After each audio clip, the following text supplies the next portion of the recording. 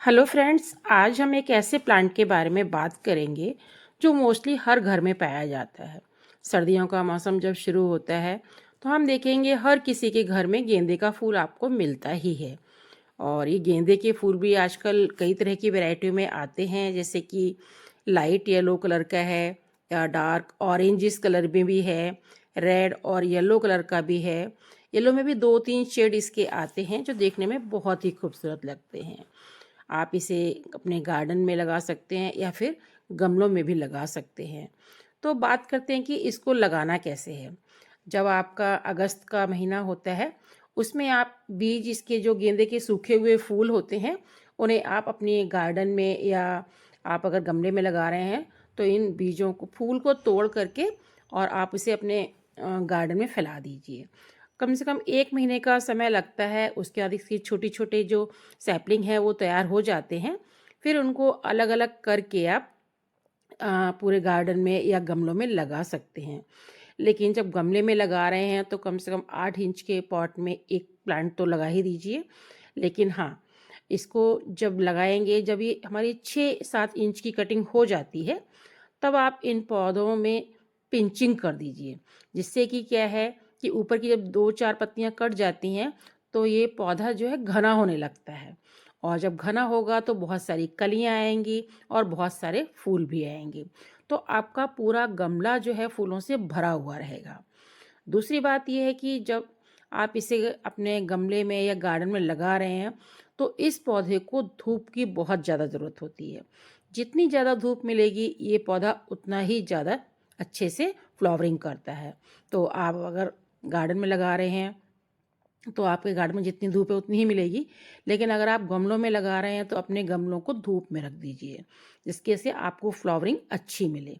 दूसरी बात ये है कि इनको पानी आप उतना ही दीजिए जितनी ज़रूरत है। जब पानी सूख जाए इसमें, यानी कि इसको कीचड़ बिल्कुल भी नहीं पसंद है, तो आप इसमें उतना ही पानी दीजिए जितनी की ज़रूरत है। ज़्यादा पानी से आपके पौधे खराब भी हो सकते हैं। अब बात करते हैं कि इसकी मिट्टी हम कैसी बनाएंगे। तो इसकी मिट्टी के लिए वैसे तो ख़ास ज़्यादा रिक्वायरमेंट नहीं है, लेकिन फ्लावरिंग कर रहा है तो फीड तो करेगा ही कुछ ना कुछ। तो इसमें आप 70% मिट्टी ले लीजिए और कम से कम 20% इसमें कोई भी कंपोस्ट दे सकते हैं आप। चाहे तो काऊ मैन्योर दे सकते हैं या फिर हमारा वर्मी कंपोस्ट दे सकते हैं। और इसमें कम से कम 10% कोकोपीट भी मिला दीजिए, जिससे कि पानी को ये हल्का सा होल्ड भी करे। और अगर आप इसे अपने इससे नर्सरी से ला रहे हैं, तब तो आप किसी भी महीने में लगा सकते हैं, अक्टूबर में, नवंबर में, दिसंबर में। लेकिन अगर इसका जो सीज़न है वो मोस्टली आपको अक्टूबर से लेकर मार्च तक मिलता है, क्योंकि आप अगस्त में लगाते हैं तो आपकी अक्टूबर तक पौध जो है पूरी तरह से तैयार हो जाती है।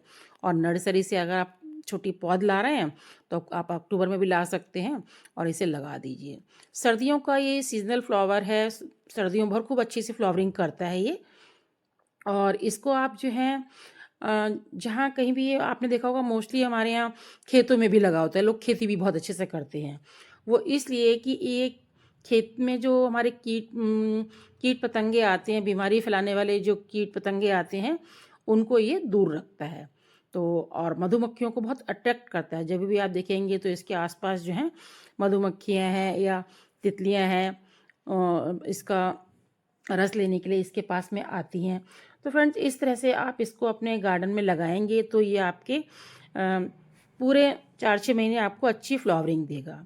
और अगर इसमें किसी वजह से माइट लग जाएं या इसकी पत्ती मुड़ जाएं, तो आपको ये करना है कि नीम ऑयल जो है उसमें थोड़ा सा नीम ऑयल में आप इसमें थोड़ा सा जो हम सर्फ यूज़ करते हैं उसको डाल करके आप इस पर स्प्रे कर दीजिए। तो इसके जो माइट्स वगैरह हैं, या जो आप इसमें कभी कभी देखते हैं पत्तियों में वाइट लाइनिंग सी होती है, वो भी ख़त्म हो जाती है। तो फ्रेंड्स, आपको जानकारी कैसी लगी मेरी? अगर आपको अच्छा लगा तो प्लीज़ मेरे चैनल को लाइक कीजिए, शेयर कीजिए और सब्सक्राइब कीजिए। और आप देखेंगे कि इस तरह की अच्छी अच्छी जानकारी मैं आपके लिए लाती रहूँगी। और आप देख रहे हैं कि पूरे गार्डन में मैंने गमलों में भी कुछ लगाए हुए हैं पौधे, और कुछ मेरे गार्डन में भी लगे हुए हैं। जो देखने में काफ़ी अट्रैक्टिव लग रहे हैं। तो इस तरह से आप इसे कटिंग से भी लगा सकते हैं एक्चुअली इसे, क्योंकि एक दो मैंने पौधे जो हैं इसकी कटिंग से लगाए हैं, तो इसकी कटिंग भी चल गई है। तो किसी भी जो ड्रॉप वैरायटी के होते हैं वो थोड़ा मुश्किल होता है, लेकिन मैंने उसकी भी कटिंग लगाई तो वो भी चल गई थी मेरी कटिंग। तो इस तरह से आप इसको अपने गार्डन में ऐड कर सकते हैं।